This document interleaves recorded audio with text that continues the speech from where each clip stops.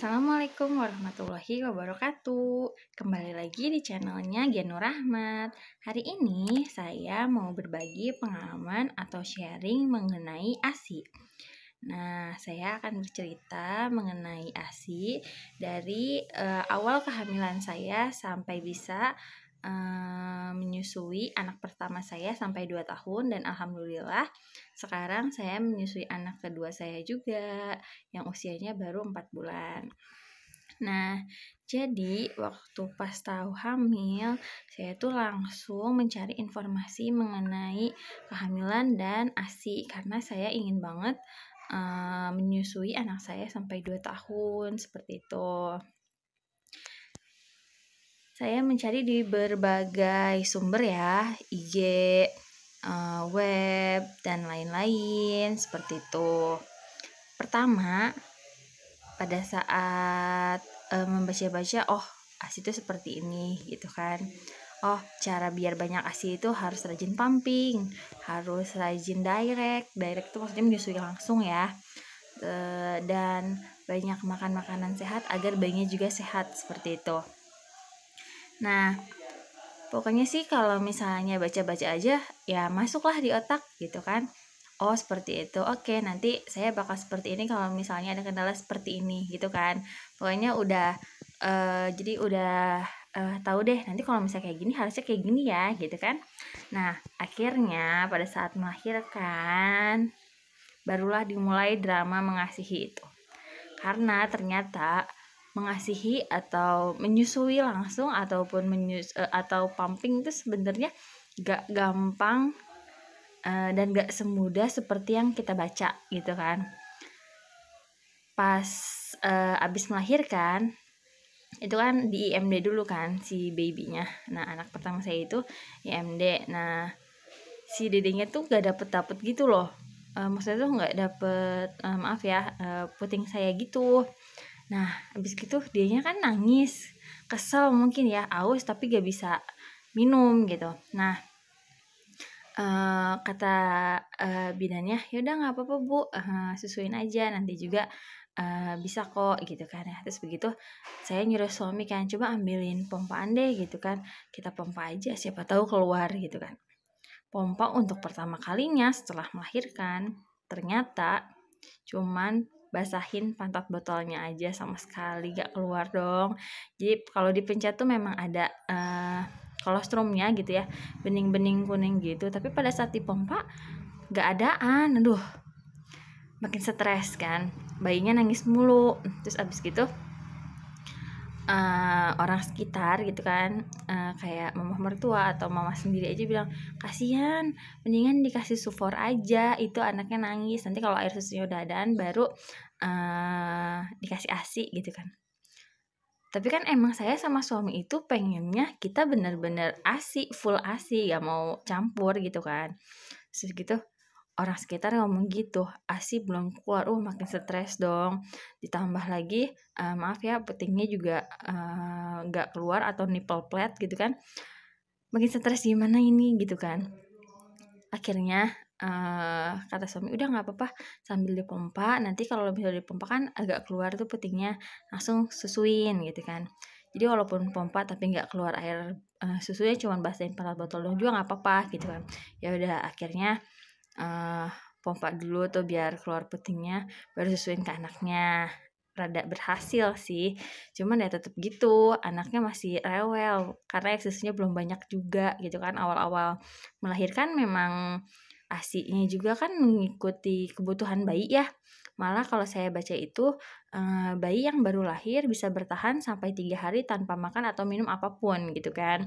Nah tapi pada saat realitanya itu tuh saya malah panik sendiri karena takut si anaknya kuning atau bilirubinnya naik gitu kan, ditambah rewel, ditambah orang sekitar juga ngomongnya sufor aja gitu kan.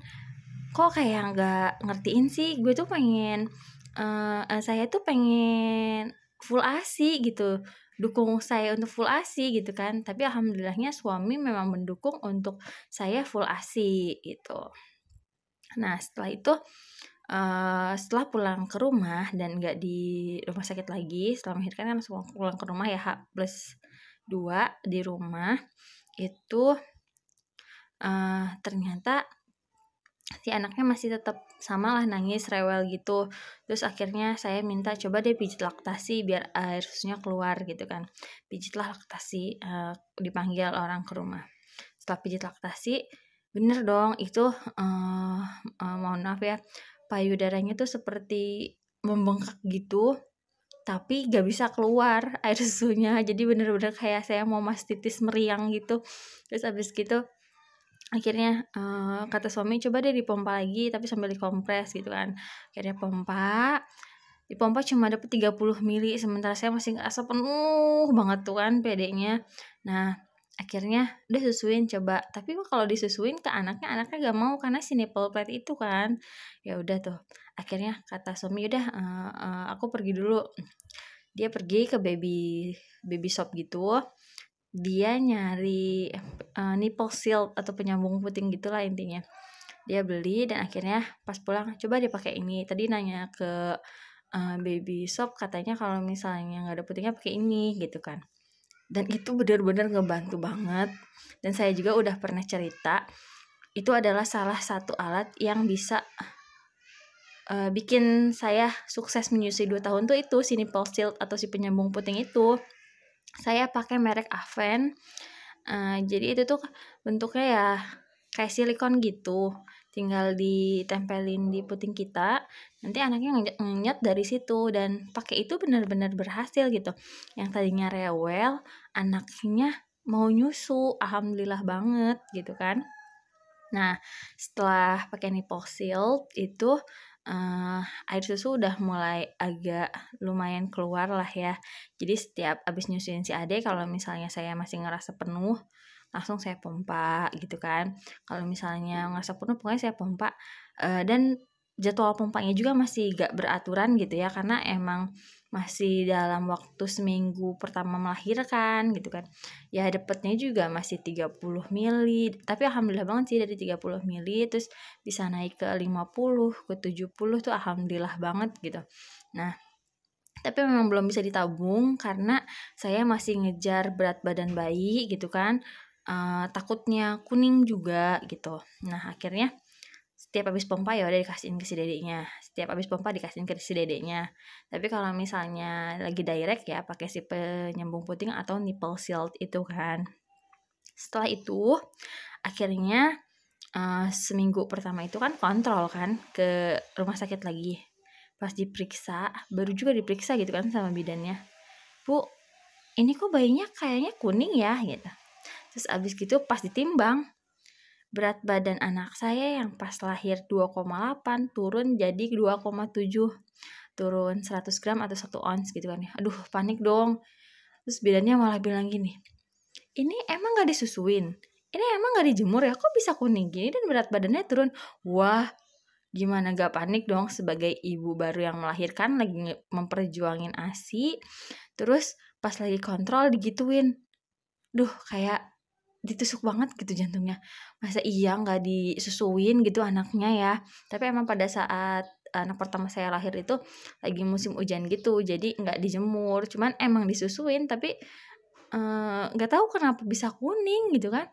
Bilirubinnya naik, cuman alhamdulillah gak sampai dirawat. Cuman kata dokter disusuin terus aja dan dijemur kalau misalnya ada matahari. Akhirnya pulang dari situ saya bukannya gimana ya, tapi malah jadi stres gitu ngedenger si bidannya kok ngomongnya gitu banget gitu ya. Apalagi saya sebagai ibu baru digituin gitu, jadi kayak ngedown banget. Pulang sampai rumah malah nangis kan ke suami, ini gimana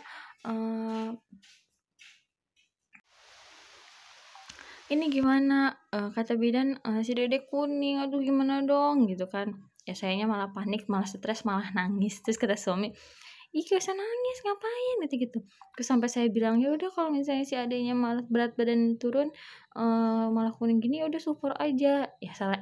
Terus malah saya itu malah ngedown dan malah jadi ya udah deh support aja gitu. Tapi alhamdulillahnya suami tetap pro ASI sampai dia bilang, kamu kan mau nyusuin 2 tahun, masa digituin doang udah ngedon katanya gitu. Udah sekarang rajin pumping, setiap pumping kasih katanya gitu kan kata suami. Akhirnya ya udah tuh lakuin. Mulailah dari seminggu pertama itu rutin pumping kan. Rutin pumping 2 jam sekali, pokoknya sampai kurang tidur atau apa dijabanin lah demi anak gitu kan.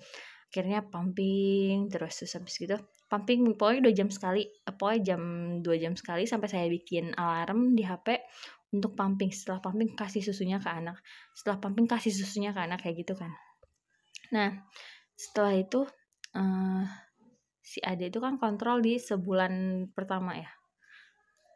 Kontrol di sebulan pertama itu alhamdulillah BB-nya yang tadinya 28 terus turun ke 2,7 pas kontrol jadi 4,2 deh kalau nggak salah 4,6 gitu. Naiknya juga besar banget gitu kan, alhamdulillah banget. Nah setelah saya ngerasa udah mulai waktu pompa teratur, menyusui si Dede juga teratur, akhirnya saya baru bisalah nabung ASI. Nabung ASI ini memang dimulai dari H+30 atau sebulan setelah melahirkan. Biasanya kan kalau ngeliat di Instagram orang-orang baru seminggu ngelahirin aja stok ASInya udah banyak gitu ya. Kalau saya ngerasa loh kok baru sebulan doang sih stok ASInya, kemarin-kemarin nggak bisa stok gitu kan, tapi nggak apa-apa karena emang yang penting itu ASI itu cukup dulu buat anak kita, baru kita bisa tabung gitu kan. Kalau misalnya ada lebih baru bisa didonorin gitu kan. Nah intinya konsepnya yang penting itu cukup dulu buat anak gitu deh. Jangan ngelihat orang kayak gimana, jangan ngebandingin kita sama orang tuh seperti apa gitu. Nah akhirnya nabung ASI baru H+1 kan. Cuman H+1 itu ya nabungnya juga masih gak terlalu banyak karena emang paling juga masih dapat 100 mili, 120 kayak gitu-gitulah, belum terlalu banyak lah ya. Akhirnya semakin rajin pumping, ternyata produksi ASI kita tuh makin banyak sampai bisa kalau misalnya malam gitu kan emang produksi ASI lagi banyak-banyaknya ya. Jadi kalau tengah malam saya pumping, dari tengah malam sampai subuh itu bisa sampai dapat 500 mili atau setengah liter loh. Jadi beneran deh harus rajin pumping kalau emang mau banyak ASInya gitu. Karena sebenarnya kalaupun direct juga bisa sih, cuman kalau direct kan paling anak di satu PD kan, satu lagi masih penuh, jadi ya harus dipumping biar dua-duanya kosong. Dan kalau misalnya PD kita kosong itu malah cepat untuk memproduksi ASI lagi, karena ASI sebenarnya itu support ada permintaan baru dia memproduksi. Jadi kita harus bikin demand, terus bikin permintaan, terus jadi nge-create demand, terus biar ASINya itu produksi. Jadi makin banyak seperti itu. Saya juga baca-baca ya. Jadi ini sharing aja. Nah, saya sempat pakai beberapa booster ASI pada saat awal melahirkan itu karena yang kayak tadi saya bilang ASINya itu masih sedikit kan. Yang saya pakai pertama itu daun katuk. Jadi emang mama mertua tuh masakin daun katuk saya sampai sepanci. Itu tuh masaknya sehari 3 kali. Jadi dalam 1 kali makan sepanci itu harus dimakan gitu kan. Nah katuk, terus abis gitu saya minum Blackmores. Blackmores itu sebenarnya salah satu booster ASI tapi lebih untuk ke kualitas ASI. Jadi kalau misalnya kita minum booster ASI Blackmores ini, kalau menurut saya malah ASINya tuh jadi pekat gitu, jadi bagus aja gitu, jadi lebih banyak lemaknya gitu, jadi banyak si hin milknya gitu kan. Ada for milk, ada hin milk, nanti saya akan bahas di sesi yang lain ya antara hin milk dan for milk. Jadi kalau minum si Blackmores ini malah banyak si hin milknya gitu kan. Wah jadi kental banget deh, pokoknya bagus. Selain itu juga saya minum rutin Mama Soya. Jadi kalau misalnya pagi-pagi sebelum sarapan, kan biasanya busu itu udah pada lapar ya, tapi masakan belum mateng gitu. Akhirnya minum Mama Soya untuk mengganjal. Jadi waktu itu saya kombinasiin antara si Mama Soya sama si Blackmores ini gitu. Sampai beberapa bulan lah. cuman nggak rutin kalau untuk Blackmores, karena kalau misalnya Blackmores tuh kalau misalnya ngerasa nggak ada sayur katuk atau nggak ada eh, nggak pokoknya lagi nggak makan yang benar baru minum si Blackmores gitu intinya. Tapi kalau si mama saya sih, saya rutin ya pagi sebelum sarapan sama malam sebelum tidur tuh pasti minum si mama soya karena rasanya enak. Terus kalau nggak mama soya itu saya minum Visoy. Itu Visoy enak banget, tapi harganya emang mahal. Untuk seliter Visoy itu bisa sekitar 20-an lebih ya, hampir 30. Tapi emang rasanya enak banget. Kalau misalnya mau coba itu juga bisa sih. Cuman itu kan kayak kemasan gitu ya. Jadi agak boros karena enak jadi nuanginnya itu banyak, malah jadi habisnya banyak gitu kan. Kalau si Visoy harganya sih kalau nggak salah cuma 30 ribuan satu boxnya itu. Bisa 10 kali minum. Jadi bisa 5 hari lah ya. Kalau misalnya Blackmores itu tergantung isinya. Waktu itu saya beli yang isi 60 apa 120 gitu. Yang isi 60 tuh 100 lebihan deh. Di bawah 200. Nah, kemarin-kemarin juga waktu pas anak pertama, saya kan pas udah setahun lebih itu memang produksi ASI-nya udah nggak ini ya, udah nggak terlalu banyak karena udah nggak rutin pumping sayanya. Karena udah di atas setahun juga gitu mikirnya udahlah nggak usah terlalu rajin pumping gitu. Terus kebetulan kerjaan banyak juga waktu itu. Akhirnya saya beli booster ASI mereknya Hogs. Hogs itu Herbs of Gold. Bener loh pakai gitu ASINya ngucur gitu. Nanti akan saya bahas di sesi yang lainnya mengenai booster ASI, mengenai Hind Milk dan For Milk. Pokoknya nanti ada sesinya ya. Kalau ini sih sekarang sharing dulu aja. Nah, udah itu akhirnya saya bisa nebung ASI kan. Nah, sebelum masuk kerja, ASINya alhamdulillah udah banyak. Sampai bingung di freezer mama. Saya nitip di freezer mama itu udah penuh. Terus di freezer kulkas yang rumah juga yang freezer 2 pintu gitu yang atasnya doang itu juga udah penuh. Sampai bingung, ini gimana? Udah penuh gini gitu kan. Akhirnya saya cari-cari di Instagram ternyata ada Lactashare. Lactashare ini adalah platform penghubung ASI antara volunteer ASI dengan resepien ASI gitu. Oh ya udah deh daftar dulu aja, siapa tahu di sini saya bisa nemuin resepien ASI yang cocok buat saya gitu kan, yang dekat juga nih, dekat rumah saya. Kira saya udah daftar di situ tuh nih aplikasinya seperti ini, Instagramnya ya. Instagramnya seperti ini Lactashare, cuman ada aplikasinya juga, aplikasinya sama Lactashare. Kalian bisa download di Google Play atau di Play Store atau di iOS seperti itu. Jadi saya daftar Lactashare. Habis daftar Lactashare, seminggu setelah daftar Lactashare ternyata saya dihubungi melalui WhatsApp. Apakah benar ini dengan Ibu Lufianti yang tinggal di sini dan ingin mendonorkan ASI-nya, kata gitu kan. Terus habis gitu ada yang membutuhkan ASI di daerah ini, apakah Ibu bersedia? Dan anaknya perempuan, dan kebetulan memang saya itu waktu pas daftar Lactashare pilih untuk didonorkan ASI saya kepada anak perempuan karena anak saya pun perempuan gitu kan. Nah, bentar ya, saya lihatin dulu nih aplikasinya. Ini aplikasi Lactashare seperti ini. Nah, ini emang rada lama, cuman coba aja di-download di HP kalian kalau misalnya emang mau donor ASI. Di sini ada home ini kayak si volunteer ASI-nya tuh daftarnya ada di sini. Jadi nanti kalau misalnya nih kayak gini nih, kalau misalnya bayinya laki-laki kelihatan di gambarnya baby boy, kalau perempuan baby girl gitu kan. Kalau ini ada message ini biasanya untuk chatting, nanti dibalas sama admin si Lactashare-nya.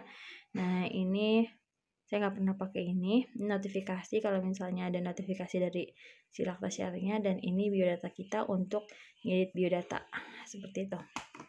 Nah, setelah itu akhirnya saya jawab, iya betul saya Ibu Lufianti dan saya bersedia untuk mendonorkan ASI saya karena alhamdulillah ada stok ASI gitu kan. Nah, akhirnya setelah itu si orangnya itu memberikan alamat dan identitas si adminnya itu memberikan alamat dan identitas orang yang butuh ASI saya. Nah, akhirnya saya dapetin alamatnya dan ternyata si resepien ASI itu adalah tetangganya saudara saya. Alhamdulillah banget gitu ya, qadarullah diberikan kemudahan untuk bisa donor ASI dengan orang yang deket dengan saudara saya juga gitu. Jadi kenal lah gitu, namanya tetangga pasti saudara saya juga kenal lah gitu ya. Dan tahu informasinya bahwa memang orangnya juga baik gitu. Dan kenapa saya mendonorkan ASI-nya kepada orang itu karena memang ibu dari anak itu tidak bisa menyusui langsung karena punya penyakit kronis. Jadi kalaupun menyusui langsung, takutnya si anak malah tertular penyakit si ibunya gitu. Nah, saya mendonorkan ASI saya itu kalau nggak salah dari 3 bulan anak saya sampai sekitar 1 tahunan, 1 tahun lebih malah. Karena pada satu tahun lebih itu, 1 tahun setengah anak saya sudah tidak bekerja, jadi saya tidak pumping. Jadi kalau menurut saya, udah deh nggak usah pumping di rumah ini gitu kan, direct aja langsung, toh ASINya juga udah nggak terlalu banyak pada saat 1 tahun setengah itu gitu kan, karena si anak juga udah lebih banyak makan. Nah, kenapa saya pakai Silactashare? Karena ternyata Silactashare ini merupakan organisasi yang memberikan organisasi penyalur antara volunteer dengan si resepien ASI ini yang legal gitu kalau menurut saya. Kenapa legal? Karena bener-bener data diri kita tuh diminta kayak KTP, kakak, terus nama orang tua saya, nama nenek saya, sampai nama buyut saya tuh dimintain untuk data Silactashare. Terus kata saya, sampai buat apa gitu kan ya, sampai nama buyut nenek buyut kita dimintain gitu. Ternyata dia memberikan saya seperti ini nih, sebendel kayak gini, ada sertifikat dan ada diagram mahram sepersusuan. Jadi kita benar-benar tahu mahram dari anak kita itu siapa aja. Nah, seperti ini ya. Pokoknya ini lengkap banget sih kalau menurut saya. Tuh. Nah, ini dikirim setelah saya itu donor ASI sekitar 6 bulanan. Mungkin ini ya diproses dulu sama dianya untuk sertifikat segala rupanya. Oh iya, dan di sini saya baca sih kayak ada biaya gitu. Biaya ini sebenarnya bukan buat biaya ini. Nah, biaya ini ada biaya sertifikat sepersusuan, ini biaya tracking mahram. Nah, ini saya nggak bayar ini karena kalau saya ini kan si volunteer ya, kalau volunteer mungkin nggak bayar, tapi yang bayar itu si resepien. Jadi saya benar-benar full nerima ini tuh gratis gitu, karena mungkin si resepiennya yang bayar gitu. Sebenarnya bukan bayar untuk gimana-gimana ya, tapi buat administrasi dan si sertifikat ini gitu. Bener-bener ini sih kalau menurut saya ini bener-bener yang legal banget sih. Jadi kita sampai tahu mahram-mahram anak kita tuh siapa aja. Nah, sekian yang dapat saya sampaikan mengenai cerita sharing seputar ASI. Nanti saya akan bahas mengenai yang tadi ya, hin milk, for milk itu apa, terus booster ASI yang saya pakai juga apa pengaruhnya, nanti akan saya share lagi. Nah, pokoknya jangan lupa subscribe, like, share. Kalau ada komen atau pertanyaan bisa diisi di kolom komentar. Kalau mau sharing di situ juga boleh. Dan jangan lupa bunyikan lonceng karena saya akan berbagi mengenai seputar ASI, baby, dan lainnya di channel ini ya. Wassalamualaikum warahmatullahi wabarakatuh.